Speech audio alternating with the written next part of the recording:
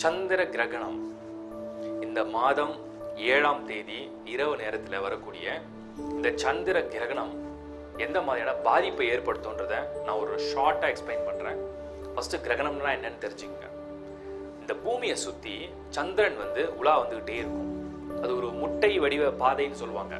Not exact circle, ஒரு முட்டை வடிவ பாதையில் இந்த சந்திரன் பூமியை சுற்றி உலா வந்துகிட்டே இருக்கும். இந்த சந்திரனுடைய ஒளி எவ்ரி நைட் பார்த்தீங்கன்னா இந்த பூமியில் பரவிக்கிட்டே இருக்கும். இந்த சந்திரனுடைய ஒளி எதுக்கு ரொம்ப முக்கியமான ஒரு தத்துவம் அப்படின்னு பார்த்தீங்கன்னா, மனிதனுடைய வாழ்க்கைக்கு அவனுடைய மனம், அவனுடைய மனநிலை, அவனுடைய மனோபாவம், அவனுக்கு இருக்கக்கூடிய ரத்த ஓட்டம், அவனுடைய ஜீரண குழாய், இது எல்லாத்துக்கும் இந்த சந்திரன் முக்கியமான ஒரு கோல், இன்ஃப்ளூசிங் பிளானட்.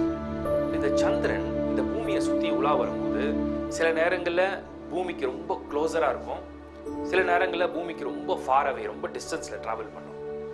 இது ஒரு சில குறிப்பிட்ட டிகிரியில் வரும்போது பூமியுடைய நிழல் இருக்கும். இந்த பூமியுடைய நிழல் முழுசாக இந்த சந்திரன் மேலே பட்டு இந்த சந்திரனை மறைக்க ஆரம்பிக்கும். இதை தான் கிரகணம்னு சொல்லுவாங்க. இப்போ சந்திரன் பூமியுடைய நிழல் இந்த சந்திரன் மேலே விழுந்து அதை முழுசாக மறைக்கும் போது சந்திரனுடைய ஒளி பூமியில் பட விடாமல் தடுக்கும். அப்படி சந்திரனுடைய ஒளி பூமியில் படலாம் என்ன ஆகும்? மனிதர்களுக்கு என்ன பாதிப்பை ஏற்படுத்தும்? ஃபர்ஸ்ட் பாயிண்ட், அவங்களுடைய மனம் ஒரு கட்டுப்பாட்டில் இருக்காது. அப்போ அந்த நேரத்தில் ஒரு மன ரீதியான போராட்டம், ஆர்கியூமெண்ட்ஸ், வாதங்கள், விவாதங்கள், ஒரு உறவு ஏற்படுத்துகிற ஒரு நிலையில் ஒருத்தர் பேசுறது, இதை தவிர்க்கிறது நல்லது. ரெண்டாவது, உணவு. நீங்கள் சந்திர கிரகணம் பார்த்தீங்கன்னா இந்த 7ஆம் தேதி இரவு அப்ராக்சிமேட்லி 11 o'clock நைட்டில் நடக்குது. இந்த 11 மணி அளவில் நடக்கும்போது அந்த நேரத்தில் உணவு சாப்பிடாமல் இருக்கிறது நல்லது. ஏன்னா நீங்கள் எந்த உணவை சாப்பிட்டாலும் அது செரிமானமாகி ரத்த குழாயில் தான் அது கலக்கும், அதாவது ரத்தத்தில் கலந்து நிற்கும்.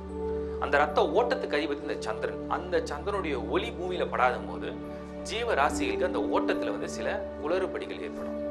அப்போ உணவு அந்த நேரத்தில் சாப்பிடாம முன்கூட்டியே ஒரு 4 hours or 5 hours ஏர்லியாக நீங்கள் சாப்பிட்டுட்டு நீங்கள் தூங்க ஆரம்பிச்சிடலாம். இது உங்களுக்கு ரொம்ப சிறந்தது.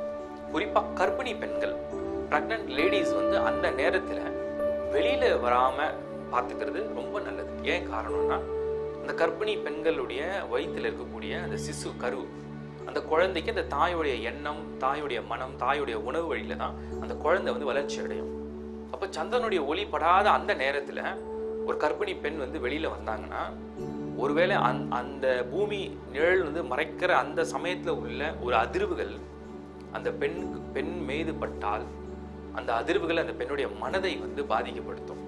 அப்படி பாதிக்கும் போது அந்த பெண்ணுடைய பாதிப்பு அந்த குழந்தைக்கும் சேர்த்து தான் கொடுக்கும். இதை காப்பாற்றுறதுக்காகவும் இதை அந்த குழந்தைக்கு எந்த விதமான தீங்கும் நடக்காமல் இருக்கிறதுக்கு அந்த கர்ப்பிணி பெண்கள் முன்கூட்டியே உணவு அருந்தி நல்ல கடவுளுடைய நாமங்களை ஜபம் செய்து இந்த சந்திரனுடைய கிரகண நேரத்தில் வீட்டை விட்டு வெளியே வராமல், அது இரவு நேரம் தான், வீட்டை விட்டு வெளியே வராமல் மறுநாள் காலையில் குளித்த பிறகு வெளியில் சூரியனுடைய ஒளியில் வெளியில் வரலாம்.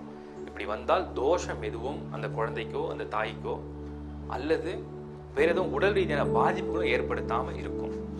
மனம், உடல், தோஷம், இந்த மூணுத்தையும் அந்த சந்திர கிரகணம் கொடுக்கறதுக்கு வாய்ப்புகள் அதிகம். அந்த நேரத்தை யாரும் வெளியில இருக்காம வீட்டுக்குள்ள இருக்கிறது மிகவும் நல்லது.